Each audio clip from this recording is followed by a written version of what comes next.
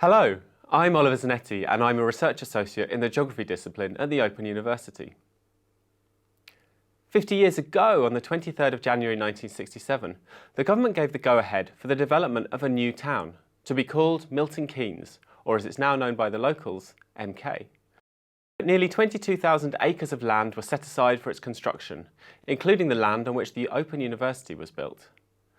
2017 is the year of its 50th anniversary, and the aim of this video is to take a look at MK and examine how new technology links the city's past with the city's future. Milton Keynes has always been a forward-looking place. It's an urban area quite different from others in the UK, most obviously because of its street design. While conventional cities tend to have the city centre at their core and surround it by a residential periphery, MK's designers created a cityscape inspired by the new technology of the 1960s. The speedy mobility provided by the car and developing telecommunications systems meant that a central core wasn't felt to be needed. Instead, they built the city on a grid. Residential centres, each about 1 square kilometre in area, nestle between the grid roads where cars travel at motorway speeds. Today, MK is at the forefront of a new type of urban technology, a technology that's called the smart city. Researchers in the Open University's geography discipline, and in other parts of the university too, have been investigating this new technology, its place in Milton Keynes, and how learning here can be transferred to other cities. In this video, we'll be looking at two questions. First, we'll examine what's meant by the term smart city. Then, we'll look at the ways smart city technologies are shaping the future of Milton Keynes.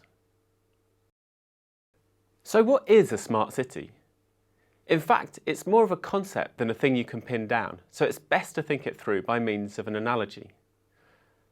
There was a time when a phone was something people used just to make phone calls. Today, smartphones are tools that we use in all sorts of different ways in our daily lives. In cities, we use mapping and transport apps to help us get around. Social networks give us recommendations of places to go and things to do. Some people use smartphones to turn city streets into extensions of their office, tapping out emails at bus stops or checking spreadsheets in cafes. Digital technologies and urban spaces come together to make our lives better organised or more efficient. But what if digital tech could be used not just to organise our individual lives better, but to organise the life of the whole city better? This is what the concept of the smart city is all about. Using digital and computing technology, the aim is to make cities work better for the people in them. The kinds of changes smart city technologists have in mind are diverse, and they range from the mundane to the extraordinary. Let's start with litter bins, the public ones you find on street corners all over the city. Perhaps, rather than having rubbish lorries driving around emptying all the bins on a route, what if each bin could tell the street sweepers to come only when it needed emptying? Then, the city council could target its staff to go only where they were needed, saving time and keeping the city cleaner. Or, what if instead of personal vehicles, cities were filled with cars which drove themselves? They'd be able to navigate traffic more efficiently and so reduce congestion and pollution. Even better, they could always be on the road moving people around, so we wouldn't need to waste precious city space with car parks. Actually, neither of these examples are hypothetical. They're being tested in 2017 on the streets of MK. Data is crucial to smart cities. Just like people, computers need good information to make good decisions. So smart cities gather lots of data every day, like the fullness of the city's bins or the circulation of its traffic. While these vast datasets are too big for people to handle, computers take them in their stride. They can quickly and easily manipulate this data to generate the best outcome in a given circumstance. However, while smart city technology is exciting, we should keep a critical eye on its development too.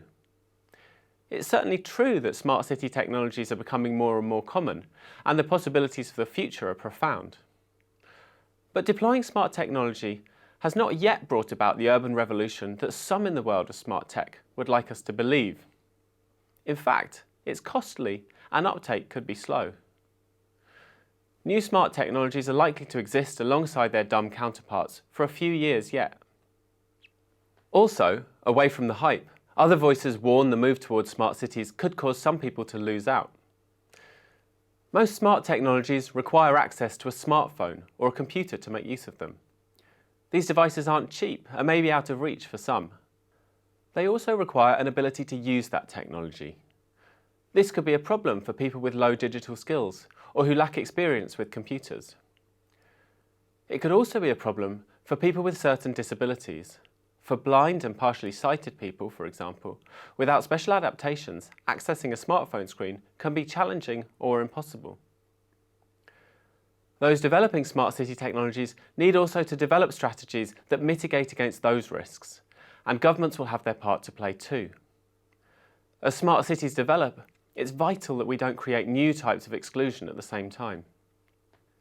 So how is Milton Keynes becoming a smart city? Around the world, there are a few examples of brand new cities which have smart technologies installed in them from the word go. Masdar City in Abu Dhabi is one such city. That's not a solution that'll work everywhere. In the UK, like much of Europe and North America, the urban landscape is already well established. Even MK, a relatively young city, is now some 50 years old. This means that new smart tech has to be integrated within that which already exists. At present, around a third of UK cities have plans to become smarter. Each of those cities aspires to do so in their own way, a way which depends on how the city is now as much as it does on the smart technologies which could be installed within it. For the final few minutes, I want to talk about MK's smart city developments. For MK, adoption of new technology is in the city's culture and its ethos. It was built from a master plan in the 1960s led by the visionary urbanist Fred Roche, who was the general manager of the MK Development Corporation. From its beginnings to the present, its policy documents tell a story of flexibility and experimentation, accommodating to new ideas. This has continued to be true in recent years. It was one of 8 regions chosen for the Plugged-in Places electric vehicle scheme, an infrastructure programme which gathered data about how best to manage the charging of new electric car technology. It was chosen as the home for the Transport Systems Catapult, a centre linking public and private research that aims to put the UK at the forefront of commercialising new transport technology. So, as SMART took off, of course MK wanted in. In 2015, it became home to MK Smart, a £16 million research project led by the OU with partners across local businesses, government and research to develop novel new smart technologies and work out how to integrate them into the city. MK's infrastructure design has contributed to the smart city developments here too. As Fred Roche said during the city's construction, MK's designers had no crystal ball telling them how the future would play out in the city. The best they could do was ensure their plans kept options open.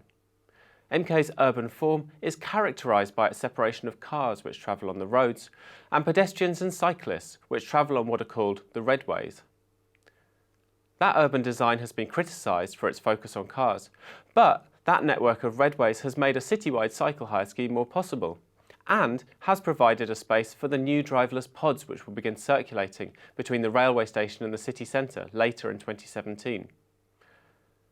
Finally, MK Smart City aspirations have been helped along by its tech-savvy population.